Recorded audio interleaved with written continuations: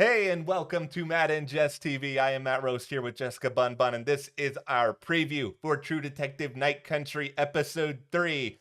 Bad news, everyone. At the end of this episode, we will be at the halfway point of the season. And yeah, that's not fun. Why can't there be more episodes? Don't be upset with us. Be upset with HBO, the entire... No, just don't be upset with anybody. How about this?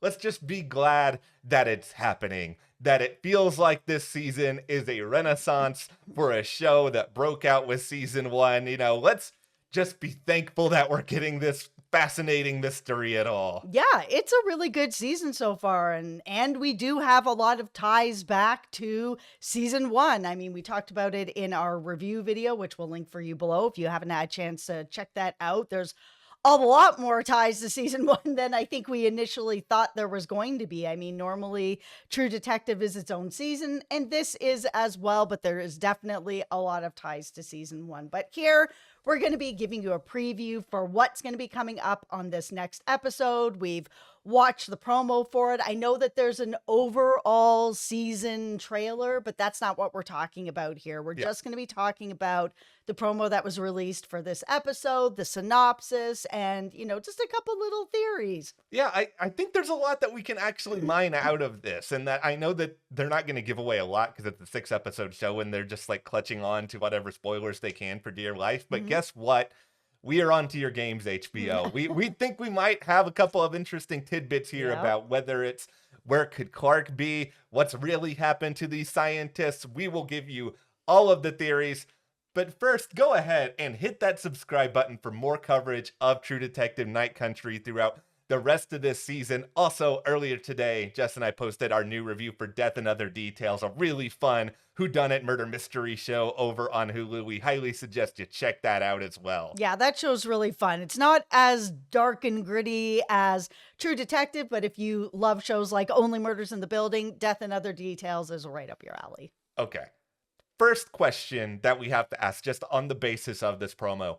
Where is Raymond Clark? So, in theory, he's still alive. He is not among the bodies that are encased in what Jodie Foster is even calling it this, so we have no shame. The corpse-sicle. There is no Clark in the corpse-sicle. Where in the world is Clark? Yeah, I mean, we saw somebody running away from Navarro who was like, hey, sort of thing, but we didn't see who it was. They were so far away. Who is it? Is it him? Probably not. I don't think she's going to get to him that quickly. Even though we are going into the halfway point, I don't know that we're going to see him that quickly. But I mean, is he still alive? I mean, that's really a big question, right? Is he alive? Like, I don't know. I'm going to throw out there, he is alive. He is staying with the miners. There's something about the miners that I just don't really trust. And it might not be all of them, but we're already seeing a certain degree of resistance to whether it be Navarro. We saw a scene with this in episode 2. Guy was not willing to give up a whole lot of information. He might not be with that guy, but there's just like this underlying tension on this show between, the institutions that are in place to protect Alaska, between, the local tribal community, between everybody that's in this mining group. It seems like there are these different forces. And when you're in like this sort of lonely and isolated place, I think like-minded individuals tend to kind of stick together. I would not be surprised if there is somebody over there within these mines that have adopted the same way of thinking as Clark. And Clark knows, after whatever he's done, if he is of any sort of mind at all, which we don't have any real way to prove at this point, but he would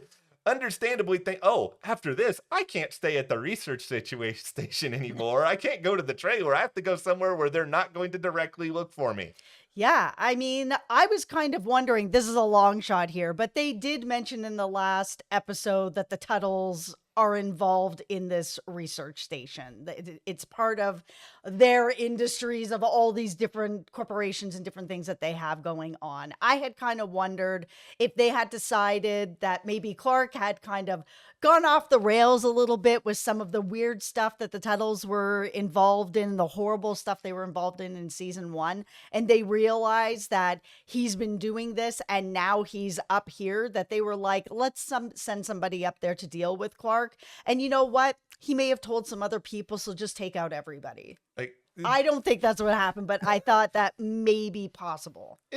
I think it's possible. I think they're going to do something big with Clark. And, to me anyway, this mystery is a lot more interesting if Clark is alive, because you're obviously going to want answers then about, okay, well, why would you do this, Clark? And there's still a chance that Clark isn't even going to tell them, even if he is alive. Yeah. Okay. Let's talk about Annie K and his relationship with her, because we saw this picture in the last episode of him, having his arms around her in a hug, where we saw the spiral from season 1 on her back, but we couldn't see her. We couldn't really see her face. So when we were looking at the picture, it was kind of like, is this a hug of two people who, are in a relationship or lovers? Is she not wanting to be there? We couldn't really tell. In this promo, they're making it seem like they're like, okay, they were in a relationship, but the relationship was secret. And why is this relationship secret? If it's secret and he's got her tongue and everything that's happened to her, was she actually, I'm still sort of like circling this thing of like, was she really a willing participant in this relationship? Or was it like still part of what was happening in season 1, where they're like bringing people into this like really weird circle, and now maybe they've brought her in as well? I think if you get involved in these sort of groups, shall we say, like such ideas as, time and place, they tend to make a little bit less sense. Like the quote, time is a flat circle, exists on this show for a reason. And it's just like these same things happen time and time again. And I think the word willingness is an interesting one to sort of pull from this, because she might have had conversations with this Clark guy originally where, she was willing to have them, but over time, she might have been convinced or controlled or pulled into this other sort of way where she's not even thinking for herself anymore. And I could see a situation where he convinced her that, oh, it's not good if you tell anyone else about us. They're not going to understand. They're only going to hurt you. I'm the only person that can really help you. And then, like, once again, if you're in a place that is so lonely, so isolated, if you have like any sort of bad history with other people, you're going to be desperate to cling to something. And I don't think that's any indictment on Annie if she starts to cling to somebody like Clark, who is presenting a potential facade to her that she doesn't realize is dangerous until it's too late. And so like that could be the origin story of this, and then by the time she realizes, okay, this is a problem, I need to get out, that's when everything hits the fan. Okay, let's talk about these scientists, because this was also in this promo where it was like they're talking about how the way that they're frozen in this, corpsicle, as they've said, that they didn't die like this. Okay. Confession time, everyone. I am not a coroner. Therefore, I cannot sit here and make accurate diagnoses or determinations of anything. I am not even a former funeral director like you are. At least you have knowledge in this realm. I have some knowledge in this realm, but not enough to be able to really figure out like what happened to these guys. Here's how much knowledge I have in this realm.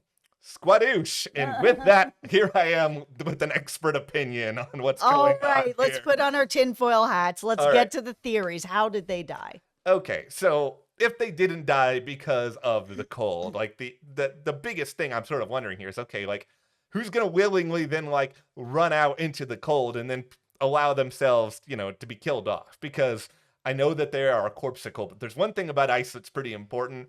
It's translucent. You can see a lot of stuff that's going on in there. So I feel like if there were a lot of like significant wounds from like blunt objects or something, they would be able to figure that out pretty quickly. Yeah, and they did say that they felt that they were brought out by someone they trusted. Yeah. Probably Clark. That brings me to this idea then of like, okay, did Clark poison them to some degree or do something to them that made them convinced or made them feel like they had to go out there, and then something else happened to them at that point? Or if this was just something that was kind of slow acting, because once again, I am also not a researcher. I do not have firsthand accounts of living on these research stations, but from what I understand watching YouTube, I feel like, no, what does happen at these sort of places is it's kind of like a fire station sometimes where you have like somebody who's just like cooking up a big meal for everybody at the firehouse. There are a lot of like group meals, group get-togethers that happen. It's not out of the realm of possibility to me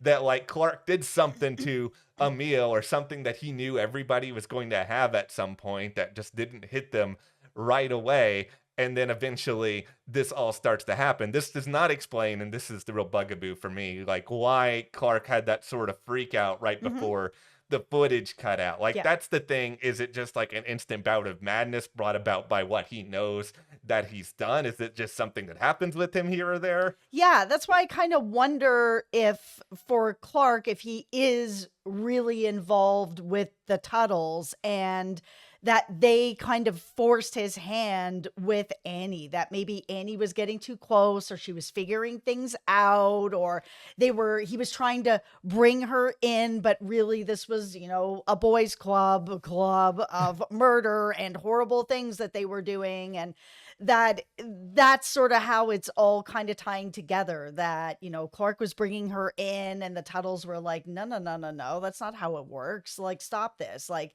if you don't deal with Annie, we're gonna have to deal with Annie. And that maybe this is the situation he found himself in, so that when we get to the point that he's having that freak out and he's like, oh, she's awake, that it's something within him about her, something he was either forced to do or the group did to her and forced him to be part of it.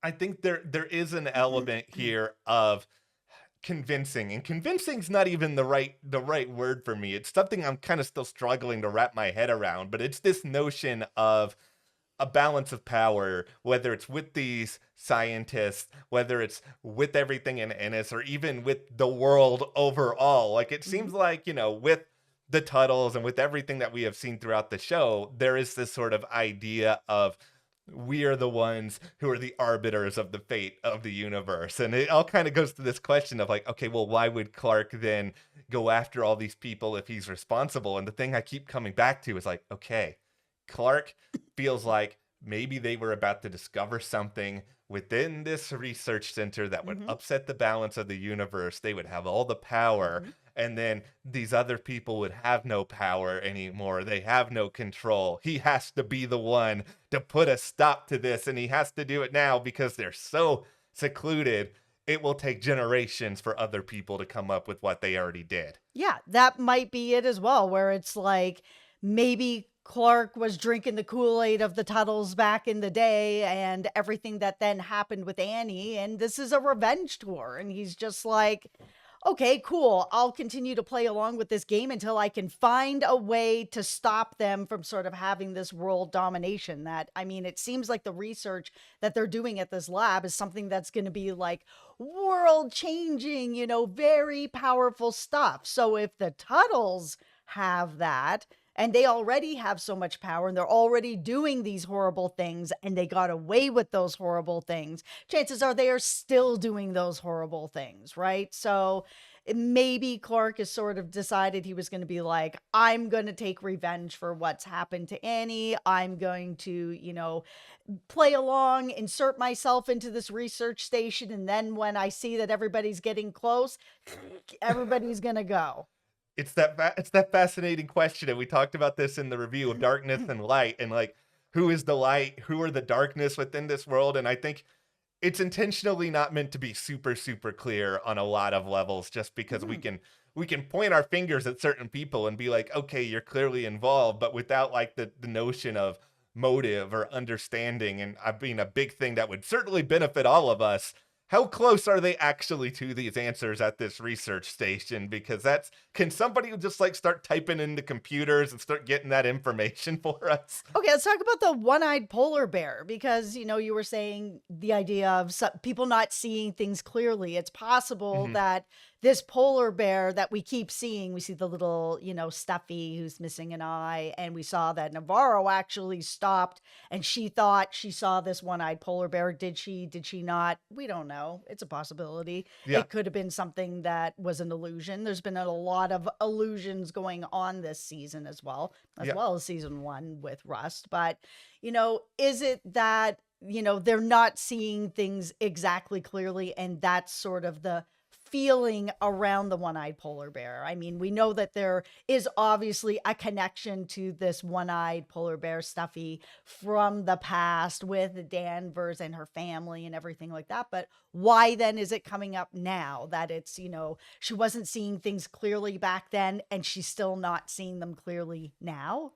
It's a really good theory. It's one of these sort of deals where I don't know if they're ever even going to answer the one-eyed polar bear thing, and I think that's what's so fun about it to me. It's just like Why is it all these polar bears where there's no answers? Like knew that this happened is where on you were Lost going. too. We got some random polar bear, Yeah. just walking around tropical island I for reasons. I feel like your reason is a big part of it. I think a lot of it is about not being able to see altogether clearly. But, I am completely blind in one eye. I have a kinship to the one-eyed polar bear. And sometimes, one-eyed polar bear. as a one-eyed polar bear, sometimes you still get things done. And that's sort of my message. You do. Thank you. That is my message here to Danvers and Navarro. It's like, you guys can still get things done. I mean, maybe as the one-eyed polar bear, you feel kind of isolated. Maybe you feel a little bit lost. You feel like, okay, you know what?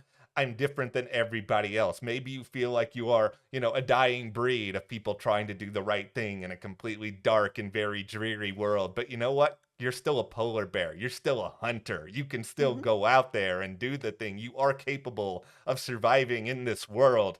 Absolutely. Just like Matt. The only thing he can't do is drive. He can do everything else. See, you know what? If I'm going to be compared to an animal, being compared to a one-eyed polar bear is pretty sweet, actually. The freaking polar bear. No, I'm fascinated with how many more times they're going to bring up this polar bear as imagery within the show. Like, we'll give you a couple of other tidbits here from the synopsis that are interesting. I mean, including the fact that it seems like we're going to learn a little bit in here about whatever happened that drove a wedge between Danvers and Navarro. It seems like it was some sort of past case that they worked on. Like, I don't think that this is going to be any sort of impediment. I think they need each other at this point, and they got to realize that they need each other. Yeah, and it's good that we're going to be getting it now, or I really hope we're getting the whole story now, because there is only 6 episodes, and their relationship and why it's, as contentious as it is, I think it's something that's important for the audience to know.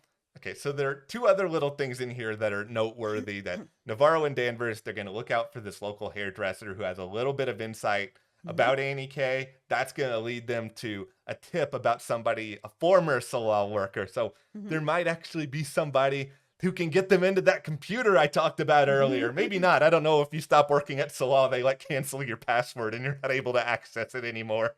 Every time you say getting into the computer and accessing, I'm playing Fallout 4 right now. That's exactly what I was thinking about. Every time I go into some sort of whatever, the Super Duper Mart or wherever, there's always some computer terminal with a million logs on it. That is forever going to be what I think about now when it comes to secret computers. But, you better have you better have good skills and the computer hacking skill tree here. Okay, finally, there's going to be, tensions that continue to boil over between Danvers and, her stepdaughter, Leah. This is the part of this show that I can't quite figure out. And that is, what is the meaning behind them spending the time on this relationship? And I think it's kind of going into the idea that there are a few different factions that are sort of battling it out in Ennis, whether it be, the police department, the tribal community, what's going on with the miners. And, at some point, an answer will be made clear through all of these different relationships. It's just a matter of how. I think it's also tying into Danvers' past a lot and how it's formed the woman that she is now. Because we have seen sort of flashbacks from a time when she was more carefree, a lot more happy, a lot more open. And then we don't know everything that's happened yet. But, I think what's going on here with, we'll call her stepdaughter, because that sort of seems from the very limited information that we have that is their relationship. Yeah. That I think that this information is going to be important in informing who she is as a woman now, but as a detective now. That is what we got when it comes to True Detective Night Country episode 3. So be sure to hit that subscribe button so you guys don't miss any more coverage of the show. Also, check out in that box here our latest review of Night Country. We get into so much more there. Also, thank you to our patrons. We have live streams every week on Patreon about True Detective. Check those out, and we'll see you here next time.